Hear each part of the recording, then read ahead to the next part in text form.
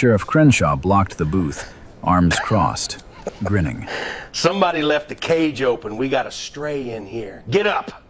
Animals eat outside, not at the table with people. I'm just passing through town, having breakfast. Crenshaw snorted. Passing through? With what? Stolen money? I'm a paying customer, Sheriff, that's all. Get your ass up before I put you down like one. Crenshaw grabbed him by the neck like a man snatching a stray off the street, slammed him chest first into the table. Cuffs clicked shut over scrambled eggs and spilled coffee. The whole diner watched. Not one voice, not one hand. But that man he just cuffed over scrambled eggs? One phone call. That's all it would take to end that sheriff's entire career. 6 hours earlier, Hadley Springs was the kind of town that looked perfect from the highway.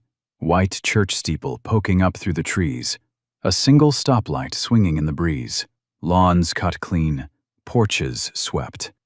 But that was the surface. Underneath, Hadley Springs ran on one rule, and everybody knew it. Sheriff Wade Crenshaw's rule. 22 years he'd worn that badge. 22 years nobody ran against him, nobody questioned him, nobody filed a complaint that went anywhere. The town had about 4,000 people, most of them white. The black families, maybe 12%, lived south of the railroad tracks, in smaller houses with older paint and longer waits for road repairs. Everyone was polite to each other at the grocery store, but polite and equal are two very different things.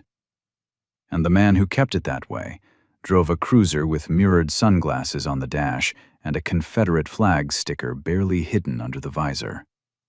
That was Hadley Springs. Now, Malcolm Briggs had no business being in this town, not officially.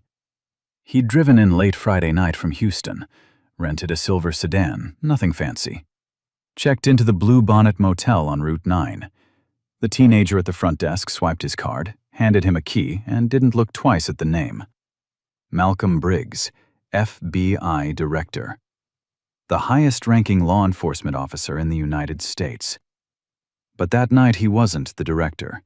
He was just a man coming home. See, Malcolm grew up 3 states away, but his grandmother, Loretta Briggs, had lived her whole life in Hadley Springs, raised 6 kids in a shotgun house off Elm Street, went to Greater Hope Baptist every Sunday, made peach cobbler that the whole South Side still talked about 30 years later. She died when Malcolm was 24.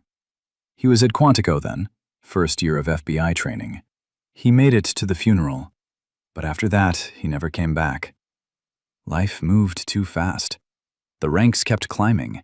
Quantico became the field office. The field office became Washington. Washington became the director's chair. 30 years passed. Now, at 54, Malcolm had a speech coming up at Howard University. The topic? Justice in small-town America. And somewhere during the writing of that speech, he realized he'd been talking about places like Hadley Springs his whole career. But he hadn't set foot in one since he buried his grandmother. So he drove down. No motorcade, no suit, no detail hovering over his shoulder. Just a man in a flannel shirt and reading glasses, carrying a leather briefcase with a draft of that speech inside. His security team, Senior Special Agent Nora Sullivan and one other agent, stayed 2 towns over at his request. They had GPS on his phone. Check-in was scheduled for noon Saturday. Malcolm wanted space. He wanted to walk the streets Loretta had walked, sit where she used to sit, eat where she used to eat. And that's exactly what he did. Saturday morning, 7:30 a.m.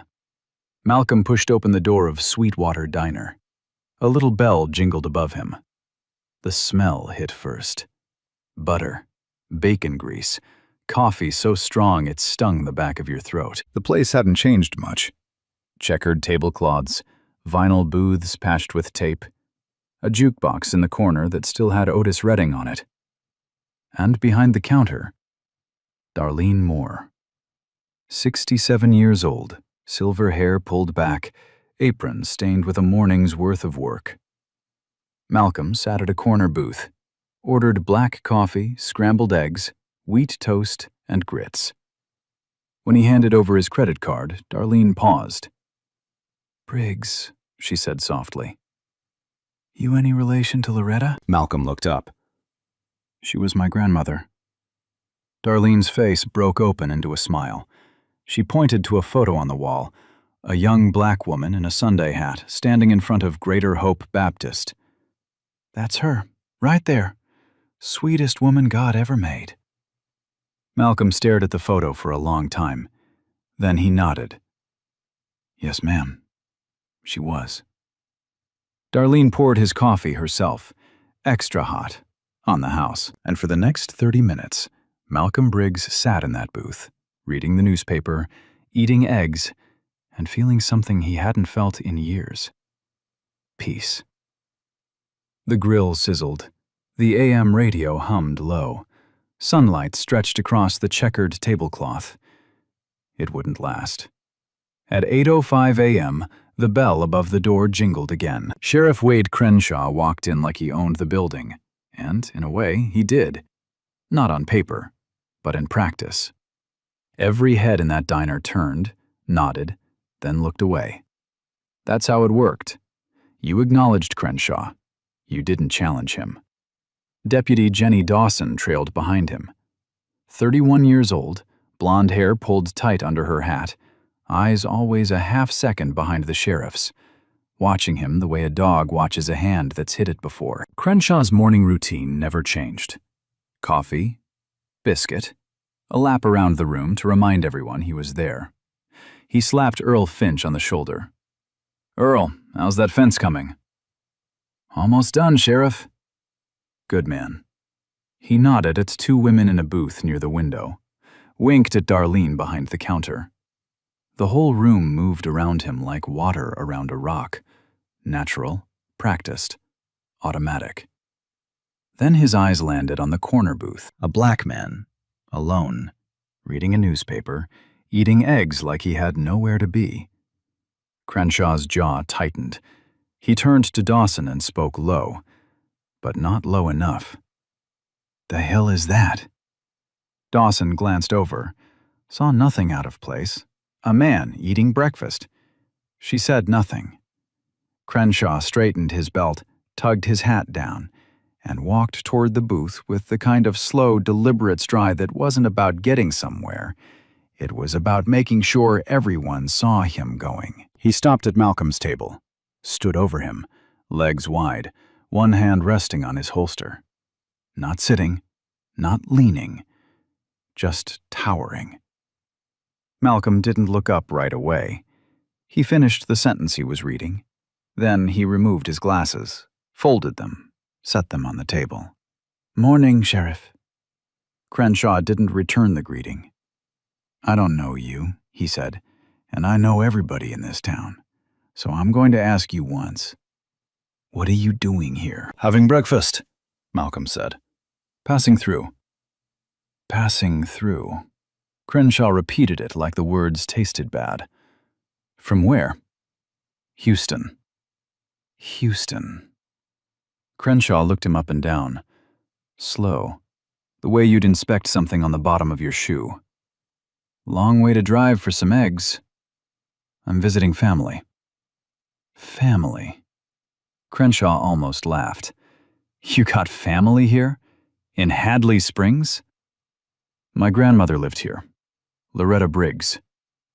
"Never heard of her." Behind the counter, Darlene flinched.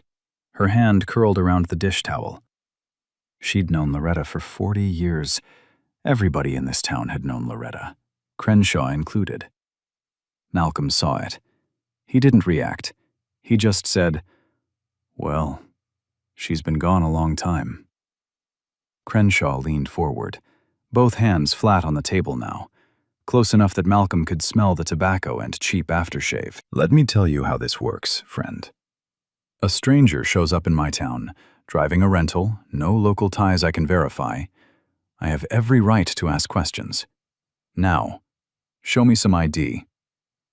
Malcolm reached into his jacket slowly, pulled out his Virginia driver's license, placed it on the table. Crenshaw picked it up, held it between two fingers like it was dirty. Virginia. Malcolm Briggs. He looked at the photo, looked at Malcolm, looked at the photo again. You're a long way from home, Malcolm. Yes, sir. Crenshaw walked the license back to Dawson. Run it. Dawson keyed the name into her shoulder radio. 30 seconds of static.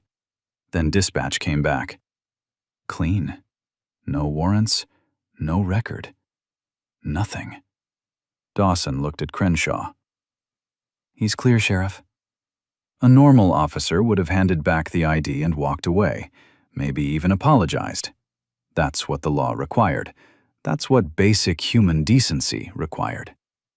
Crenshaw did neither. He walked back to the booth, tossed the license onto the table like a losing hand of cards. Stand up. Malcolm looked at him. Excuse me? You heard me. Stand up. I need to pat you down. On what grounds? On the grounds that I said so. The diner was frozen, forks down, eyes locked. The AM radio played a Patsy Cline song that nobody heard. Darlene stepped forward. Wade, the man is just eating. Leave him be. Crenshaw didn't even turn around. Darlene, sit down. This doesn't concern you. He's a guest in my restaurant. I said, sit down. Darlene went quiet. Not because she agreed, because she knew what happened to people who pushed back against Wade Crenshaw. She'd seen it. She'd lived it. Malcolm stood, slowly, not because he was told to, but because he chose to. He placed his napkin on the table, straightened his shirt, and looked Crenshaw dead in the eye. I'm standing because I choose to, Sheriff, not because you ordered me. Something dark flickered across Crenshaw's face. That wasn't the response he wanted. He wanted fear. He wanted a flinch. He wanted the whole diner to watch a black man shrink. Instead, he got a wall. Turn around, hands on the table. Malcolm turned, placed his palms flat. Crenshaw patted him down, hard. Shoulders, ribs, waist, pockets. Found nothing. Not a weapon, not a knife, not even a stick of gum, because there was nothing to find. Earl Finch, from across the room, raised his coffee mug. Can't be too careful these days, Sheriff. He said it like a man watching a show he was enjoying. Crenshaw finished the pat-down, stepped back, saw Malcolm's rental car keys on the table. Rental car. Where's it parked? Out front. Silver Camry. I'm going to need to search that vehicle. No. Malcolm's voice didn't rise, didn't waver, just one clean word. I do not consent to a search of my vehicle. The whole room felt the shift. It was like watching a wire pull tight. Crenshaw's neck went red. He wasn't used to that word. Not from anyone in this town, and especially not from a black man in his diner, in front of his people. What did you just say to me? I said no. You have no probable cause, no warrant, and I've done nothing wrong. Crenshaw smiled, but it wasn't a real smile. It was the kind of smile a man puts on right before he does something ugly. That sounds like obstruction to me. He grabbed Malcolm's wrist, twisted it behind his back. Malcolm didn't resist, didn't swing, didn't raise his voice. He just turned his head slightly and said 5 words. You're making a mistake, Sheriff. Crenshaw yanked the second arm back, slapped the cuffs on. The metal bit into Malcolm's wrists. Click, click. The only mistake here, Crenshaw said, is you coming to my town. He shoved Malcolm toward the door, past the booths, past the silent faces, past Darlene, who stood behind the counter with tears running down her cheeks. In the corner booth, the teenager with the phone was still recording. Her hands were shaking. But she didn't stop. Outside, the morning sun hit Malcolm's face. The birds were still singing. The stoplight still swung in the breeze. Hadley Springs looked exactly the same as it had 10 minutes ago. But nothing was the same. Crenshaw opened the back door of his cruiser, pushed Malcolm's head down, shoved him inside. No Miranda rights, no explanation, no paperwork. Just a black man in handcuffs in the back of a squad car. For the crime of eating eggs. Crenshaw pulled out of the diner parking lot slow. No sirens, no rush. He wanted people to see. He wanted the whole town to watch that cruiser roll down Main Street with a black man locked in the back. And they did. A woman sweeping her porch stopped mid-stroke. 2 men outside the hardware store turned and stared. A kid on a bicycle slowed down, mouth open. Nobody waved at the sheriff this time. They just watched. Malcolm sat in the back seat, hands cuffed behind him, spine straight, eyes forward. The vinyl seat was cracked and hot from the morning sun. The cage partition smelled like sweat and old metal. He didn't speak, didn't ask where they were going. He already knew. Deputy Dawson followed in the second cruiser. Her knuckles were white on the steering wheel. She'd seen Crenshaw pull this kind of thing before. Never this aggressive, never this public. Something in her gut told her this one was different. She was right. The Hadley Springs Sheriff's Office sat at the end of Birch Street, a squat brick building with 3 holding cells, a front desk, and a parking lot that could fit maybe 6 cars. The American flag out front hung limp in the heat. Crenshaw pulled up right at the entrance, got out, opened the back door, and grabbed Malcolm by the arm. "Out, let's go." He walked Malcolm through the front door like a trophy, chest out, hat tipped back, grinning. Officer Trent Adler was behind the desk, mid-40s, thin mustache, cup of gas station coffee going cold beside his keyboard. He looked up and saw the sheriff marching a handcuffed black man through the door. His face went confused. "Book him," Crenshaw said. "Obstruction of justice. Failure to comply." Adler blinked. "What happened?" "I gave a lawful order. He refused. That's all you need to know. Book him." Adler looked at Malcolm. Malcolm looked back. Calm. Steady. The kind of calm that made Adler more nervous than if the man had been screaming. "Yes, sir," Adler said. And he started the paperwork. Fingerprints. Mugshot. Malcolm stood in front of the height chart while Adler fumbled with the camera. Flash. Click. The most powerful law enforcement officer in the country, photographed like a common criminal in a 3-cell county lockup. Crenshaw leaned against the doorframe the whole time, arms crossed, watching, savoring. "You know what your problem is?" Crenshaw said. "You people always think you can walk into a place and act like you run it, like the rules don't apply to you. But in this town, my rules apply. To everybody." Malcolm said nothing. He let the silence do the talking. "What? Nothing to say now? Big man in the diner talking about rights and consent. Where's all that mouth now?" Malcolm looked at him. Not with anger, not with fear. With something Crenshaw couldn't read. And that made it worse. "I'd like my phone call," Malcolm said. Crenshaw laughed. "You'll get it when I decide you get it." "That's a constitutional right, Sheriff, not a favor." "In here?" Crenshaw pushed off the doorframe and stepped closer. "In here, I'm the Constitution." He pointed to the holding cell. Adler walked Malcolm in. The steel door clanged shut. The lock echoed off the cinder block walls. Malcolm sat on the metal bench. The mattress was a thin pad that smelled like bleach and sweat. A single fluorescent tube buzzed overhead, flickering every few seconds. No window, no clock. Just gray walls and the faint sound of Crenshaw's boots walking back down the hallway. And that's when Crenshaw decided to search the car. He drove back to the diner alone. The silver Camry was still parked out front.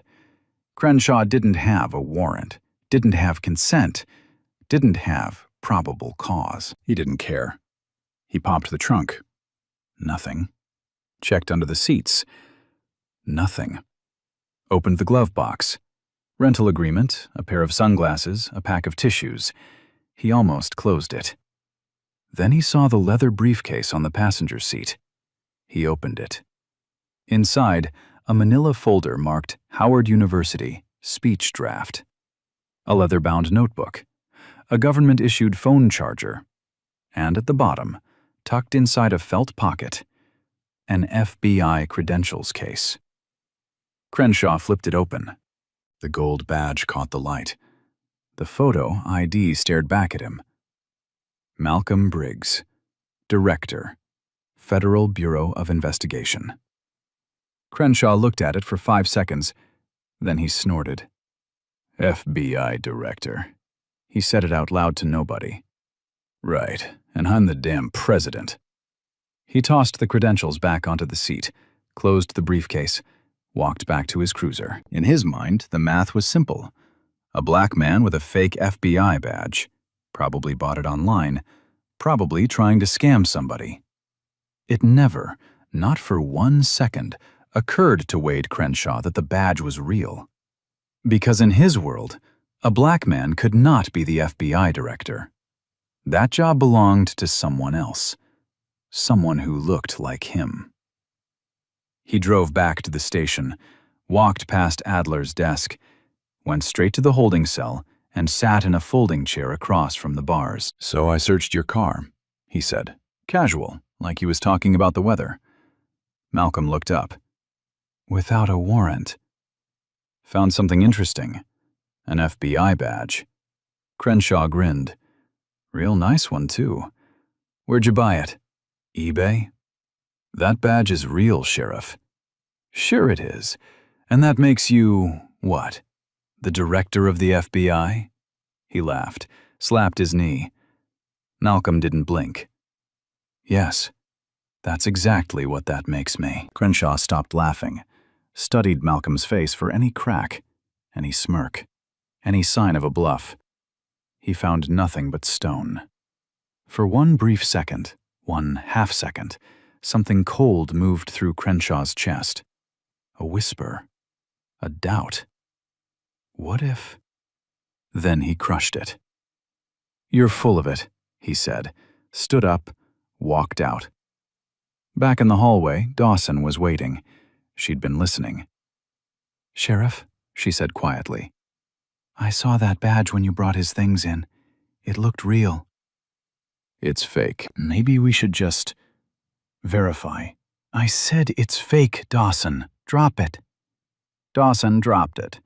She walked back to her desk, sat down, pulled out her personal phone under the desk, and texted her husband 3 words. Something bad happening. Meanwhile, 40 miles away, Agent Nora Sullivan checked her phone. 10 a.m., text to Director Briggs. No reply. She waited. Sent another at 10:30. Nothing. 11 a.m. Still nothing. She pulled up his GPS. The blue dot sat right on top of the Hadley Springs Sheriff's Office. Sullivan picked up her desk phone, dialed the station. 3 rings. Adler picked up. Hadley Springs Sheriff's Office. This is Senior Special Agent Nora Sullivan, Federal Bureau of Investigation. I'm calling regarding a man you may have in custody. Malcolm Briggs. Adler's stomach dropped. He put the call on hold, walked to Crenshaw's office. Door open. Crenshaw was leaning back in his chair, boots on the desk. Sheriff, there's an FBI agent on the line, asking about the guy in holding. Crenshaw didn't move. Tell her we're handling a local matter. She said she's a senior special agent, and I said hang up the phone, Trent. Adler walked back to his desk, picked up the receiver. Ma'am, the sheriff says this is a local matter. The line went dead. Sullivan had already hung up. She stared at her phone for 3 seconds. Then she called the FBI Houston field office. This is SSA Sullivan. I need a tactical team mobilized to Hadley Springs, Texas, immediately. The director has been detained by local law enforcement. This is not a drill." Back in the cell, Malcolm sat on the metal bench, hands folded, still as concrete. 2 hours now. No phone call. No water. The fluorescent light buzzed and flickered. He heard boots. Crenshaw appeared on the other side of the bars. Folding chair. Same smirk. "Last chance," Crenshaw said. "Tell me who you really are. And maybe I don't add possession of fraudulent government credentials to your charges." Malcolm looked at him, and for the first time his expression shifted, not to anger, to something quiet, something almost sad. "Sheriff, I've told you who I am. I've asked for my phone call, which is my constitutional right. You've denied it. I've told you that badge is real.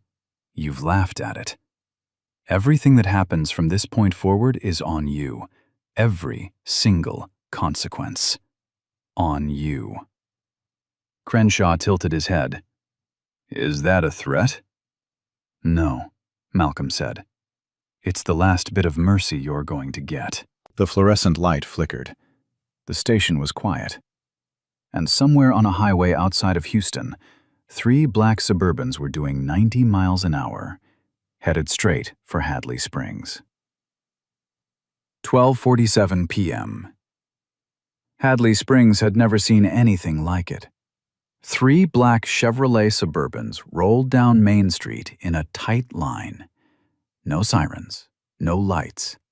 Just 3 tons of tinted glass and federal authority moving through town like a slow, rolling storm. People stopped on the sidewalk.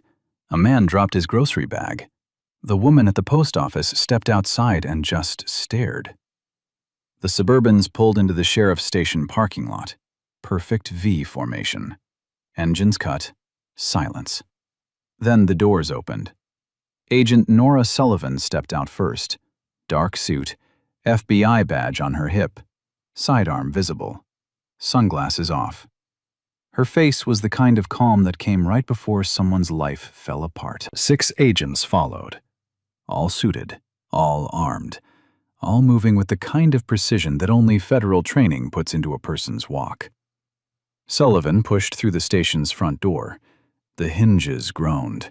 The air conditioning was barely working. Adler was behind the desk, mid-bite into a sandwich. He saw the badges, the suits, the sidearms. The sandwich hit the desk. "I'm Senior Special Agent Nora Sullivan, Federal Bureau of Investigation." Her voice filled the room without rising. "You are holding FBI Director Malcolm Briggs in your custody. Take me to him. Now." Adler's mouth opened, closed, opened again. No sound came out. Crenshaw heard the commotion from his office. He stepped into the hallway, saw the suits, saw the badges, saw the Suburbans through the window. Black, massive, unmistakable. His smirk was gone. Sullivan locked eyes on him. "Are you Sheriff Crenshaw?" Yeah, who's asking?" "I just told you who's asking." She took one step closer. "Where is Director Briggs?" Crenshaw's tongue went dry. His eyes darted to Adler, to Dawson, who was standing in the corner, arms folded, face white as paper. Back to Sullivan. "Now hold on," he said. His voice cracked on the second word. "We got a situation here, a local matter. The man didn't have proper—" "Where is he?" Crenshaw pointed down the hallway. He didn't speak. His arm was shaking. Sullivan walked past him. Her shoulder nearly brushed his. He flinched. She reached the holding cell, stopped. Malcolm Briggs sat on the metal bench, hands folded in his lap, back straight. The fluorescent light buzzed above him. His shirt was wrinkled. His wrists had red marks from the cuffs. But his eyes were exactly the same as they'd been at 7:30 that morning. Calm, steady, unbroken. "Director Briggs," Sullivan said. "Are you injured?" "No." Malcolm stood, rolled his shoulders. "But I'd like these cuffs off." Sullivan turned, looked at Crenshaw, who had followed her down the hallway like a man walking to his own sentencing. "Uncuff him. Now." Crenshaw's hands were trembling. He fumbled for the keys on his belt, dropped them once, picked them up. His fingers couldn't find the right one. "I didn't. He never showed me any." "He showed you his driver's license," Sullivan said. "He told you his name. You searched his vehicle, illegally, and found his FBI credentials. You held them in your hands, and you laughed." Crenshaw said nothing. "Uncuff him, Sheriff. I won't ask again." Crenshaw stepped forward. His hands shook so hard the keys rattled against the steel. He unlocked the left cuff, then the right. Malcolm rubbed his wrists, slow circles. The red marks ran deep. He looked at Crenshaw, didn't raise his voice, didn't curse, didn't threaten. He just spoke, and every word landed like a gavel. "I told you exactly who I was. 3 times. You didn't believe me. Not because I lacked credentials, not because I lacked identification, but because you looked at me and decided that a black man couldn't possibly hold that title. That's not a mistake, Sheriff. That's who you are." Crenshaw's mouth moved. Nothing came out. Sullivan handed Malcolm his phone, his briefcase, his credentials, everything recovered from the rental car. Malcolm straightened his collar, put his reading glasses back in his pocket, and walked out of that cell the same way he'd walked into that diner, unhurried, upright, and unbroken. He stepped outside. The afternoon sun hit his face. 6 FBI agents flanked him on either side. The Suburbans idled in the lot. Across the street, a crowd had gathered. Word travels fast in a town of 4,000. Darlene Moore was there, hand pressed over her mouth, tears streaming. The teenager from the diner was there, too, phone still out, still recording. Malcolm turned to Sullivan. "I want a full federal civil rights investigation opened into the Hadley Springs Sheriff's Department, effective immediately. Every traffic stop, every arrest, every complaint filed against this office in the last 20 years. All of it." "Already in motion, sir." Malcolm looked back at the station door. Crenshaw stood in the frame, gripping the doorpost like it was the only thing holding him upright. 22 years of power. 22 years of fear. 22 years of walking into rooms and watching people shrink. All of it, ending right here in a parking lot under the afternoon sun, because he couldn't believe a black man eating breakfast was worth more than his badge. Malcolm held his gaze for 3 seconds. Then he turned away. He didn't need to say another word. The Suburbans said it for him. It took less than an hour for Wade Crenshaw's world to collapse. The first thing he did was call Commissioner Boyd Stockton. His fingers were still shaking when he dialed. 4 rings. 5. Voicemail. He called again. Voicemail. Again. Voicemail. Stockton had already heard. The whole county had already heard. And a man who'd spent 20 years covering for Wade Crenshaw suddenly couldn't find his phone. Crenshaw sat in his office. Door closed, blinds shut. The badge on his chest felt heavier than it had that morning. His hands smelled like the metal of the handcuffs he'd used on a man who outranked every law enforcement officer in the country. At 2:15 p.m., his desk phone rang. It wasn't Stockton. It was the county attorney. 3 sentences. Formal. Final. "Sheriff Crenshaw, effective immediately, you are suspended from duty pending a federal investigation. Please surrender your badge, your firearm, and your keys to the station.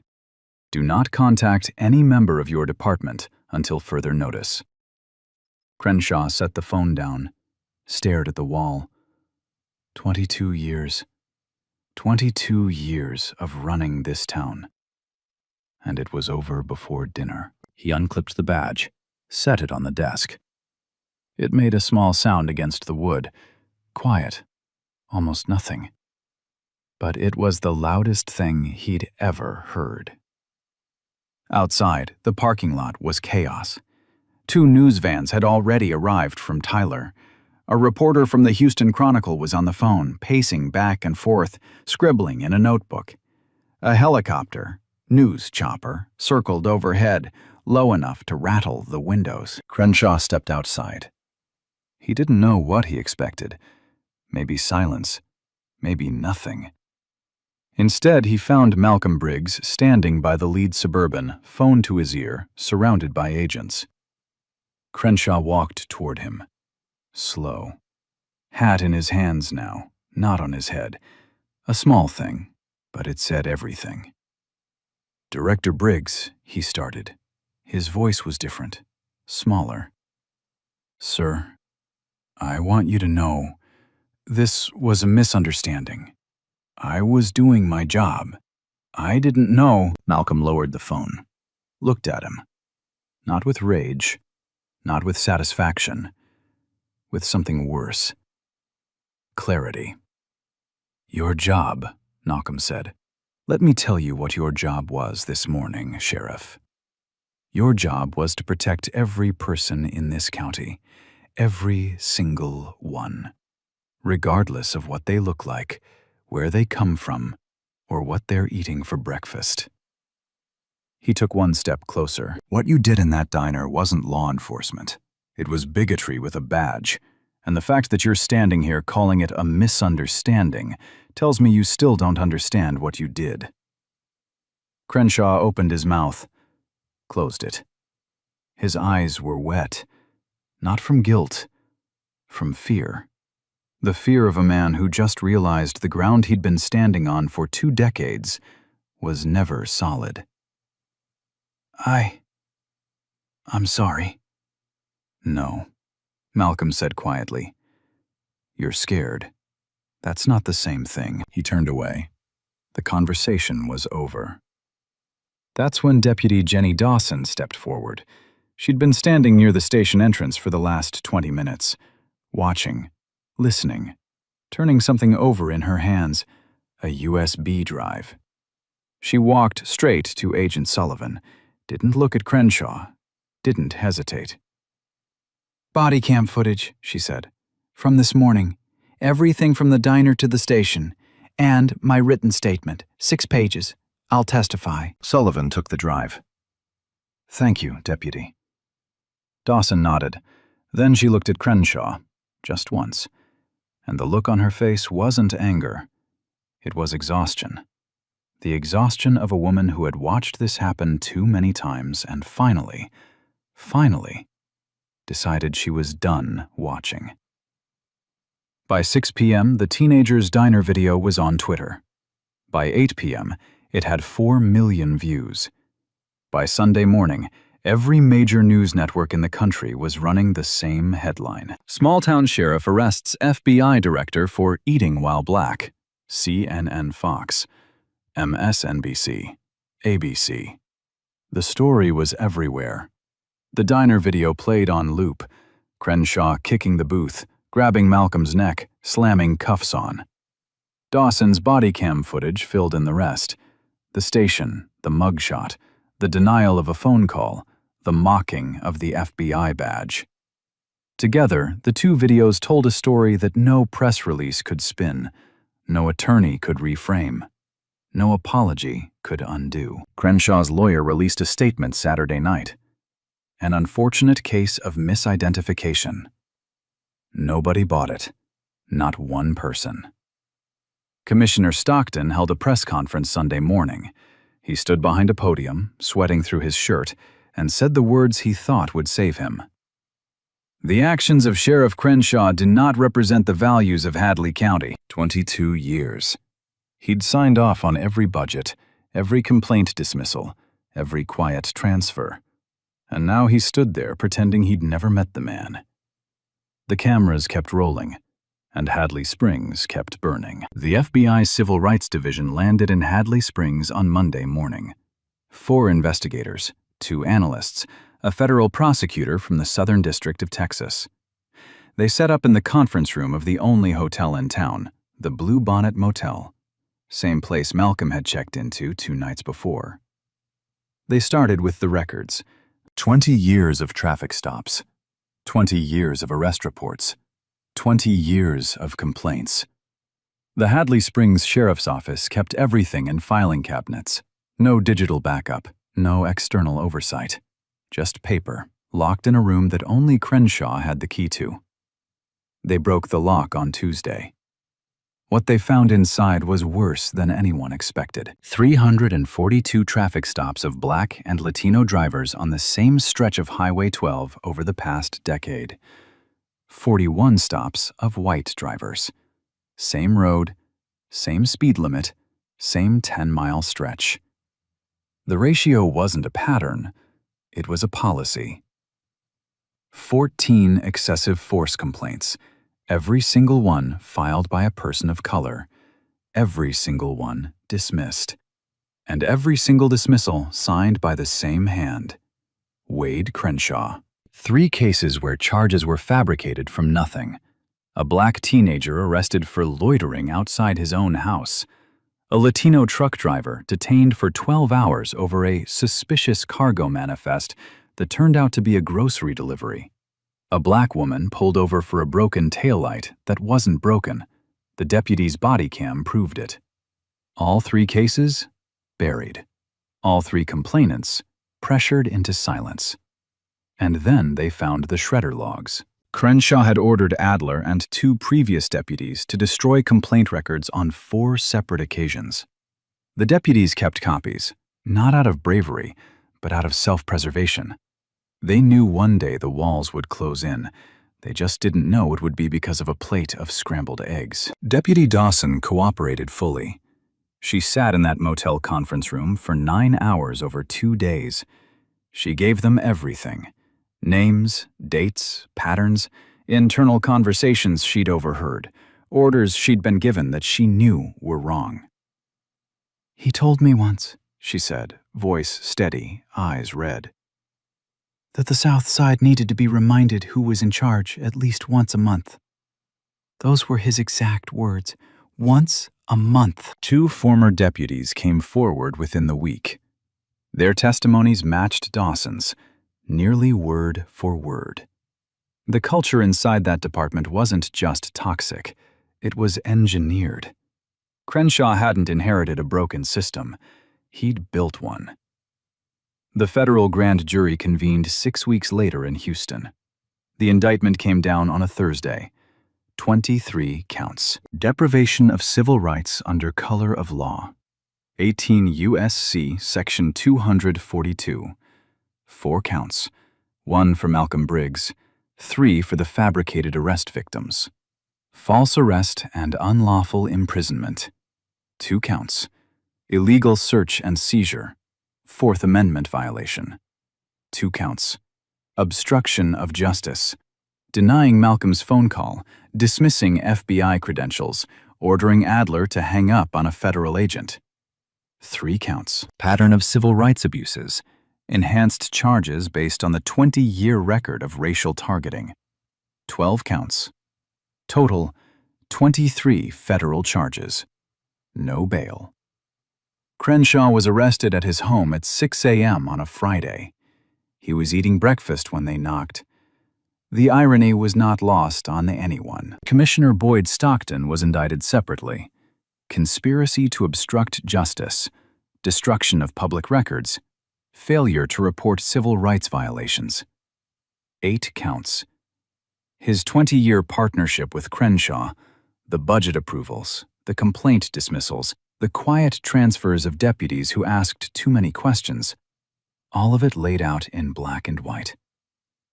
The trial began 4 months later, federal court, Houston. Judge Eleanor Pace presiding. Crenshaw's defense was simple. Honest mistake. No racial intent. A sheriff doing his job in a town with limited resources and rising concerns about outsiders. The prosecution's case was simpler. They played the diner video first. The whole courtroom heard it. "Somebody left the cage open." The gasps were audible. Then Dawson's body cam. The mugshot, the mocking of the FBI badge. Crenshaw's voice, clear as daylight. You people always think you can walk into a place and act like you run it. Then the statistics. 342 stops versus 41. A chart projected on the screen. 2 bars, side by side. One towering, one barely visible. No explanation needed. Then the witnesses. 11 victims over 2 decades. One by one, they took the stand. The teenager, the truck driver, the woman with the tail light. 8 others who had never filed complaints because they were afraid. They weren't afraid anymore. Then Dawson. 6 hours of testimony. Calm, detailed, devastating. Then the 2 former deputies. Their voices shook, but they didn't stop. Crenshaw's attorney put him on the stand as a last resort. It lasted 40 minutes. The cross-examination lasted 4. The federal prosecutor asked one question that ended it. Sheriff Crenshaw, if a white man in a flannel shirt had been sitting in that same booth, eating that same breakfast, at that same time of morning, would you have demanded his ID? Crenshaw paused. 3 seconds. 4. 5. I would have assessed the situation the same way yes or no, Sheriff. 6 seconds. 7. He never answered. He didn't have to. The jury had already seen enough. Guilty. All major counts. The verdict took less than 4 hours. Sentencing came 3 weeks later. Judge Pace spoke for 12 minutes.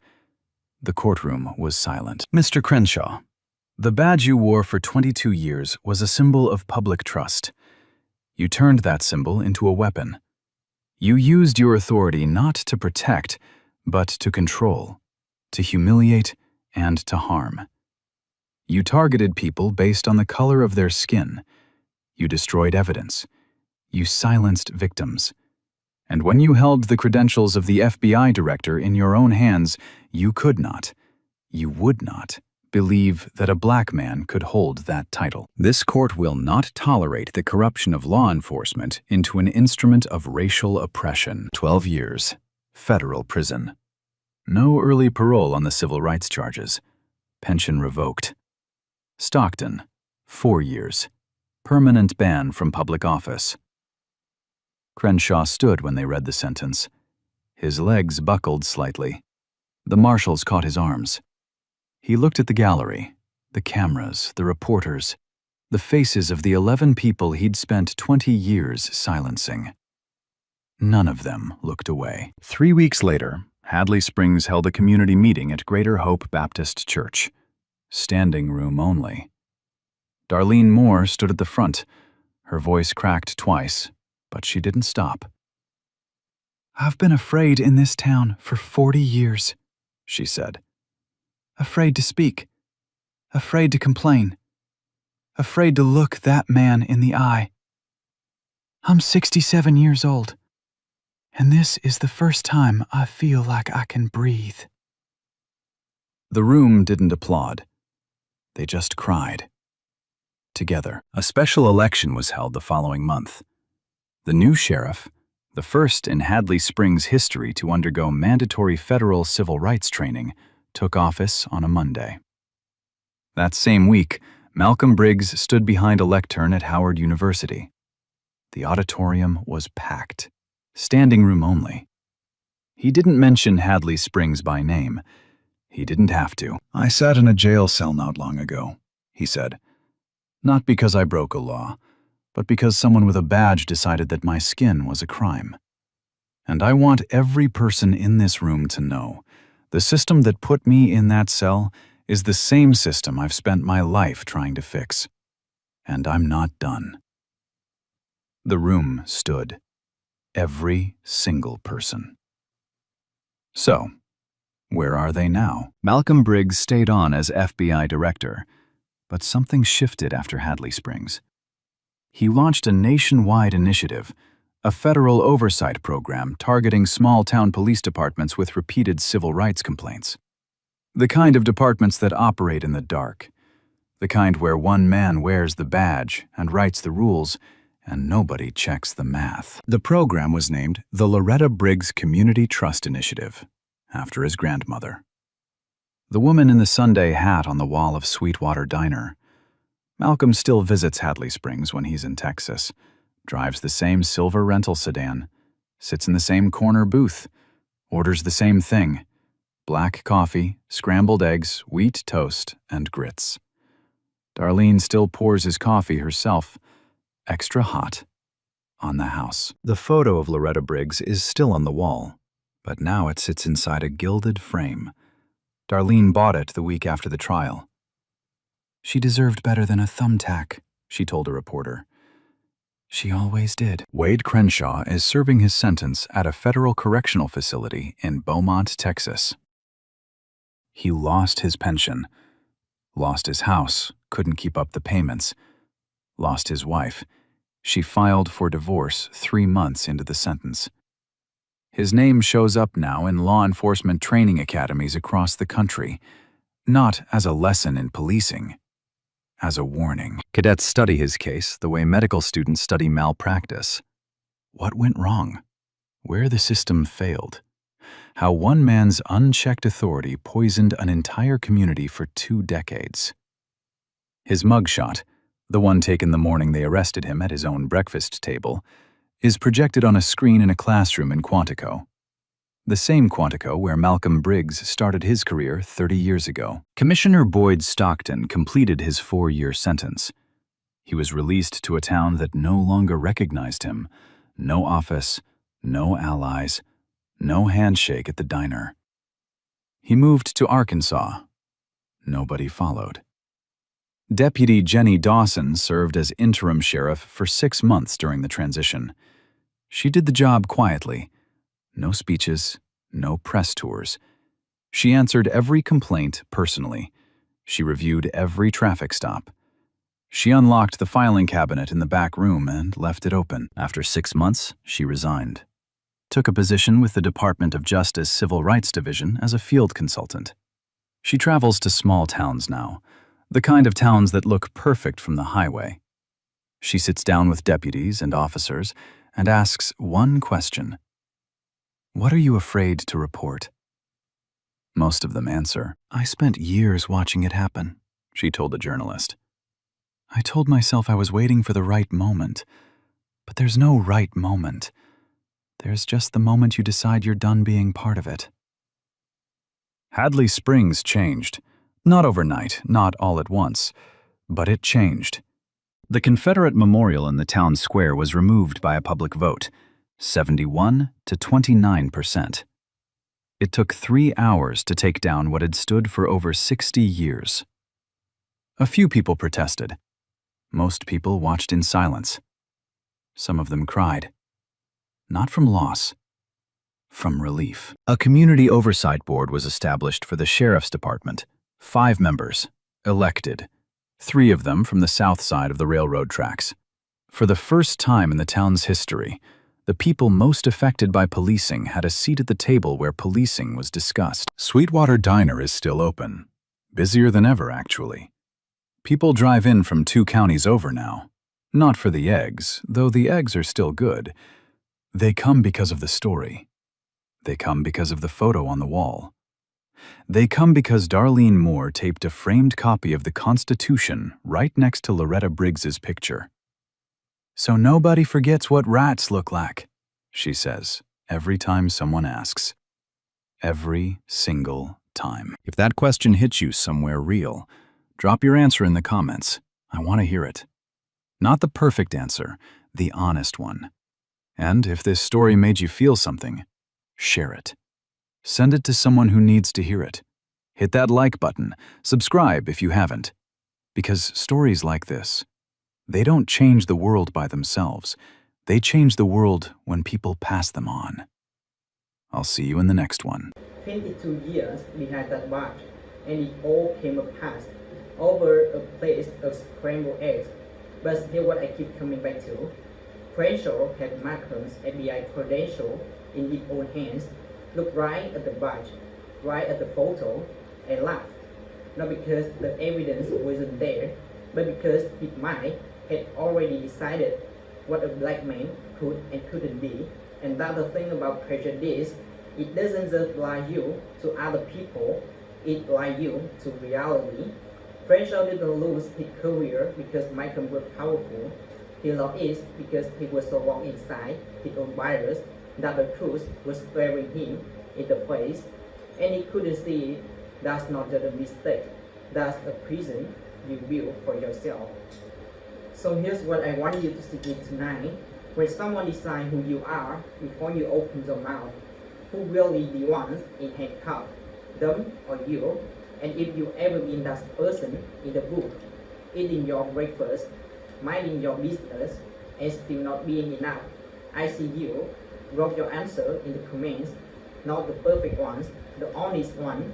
If this story hit you somewhere real, share it, like, subscribe, because stories like this will change the world by themselves.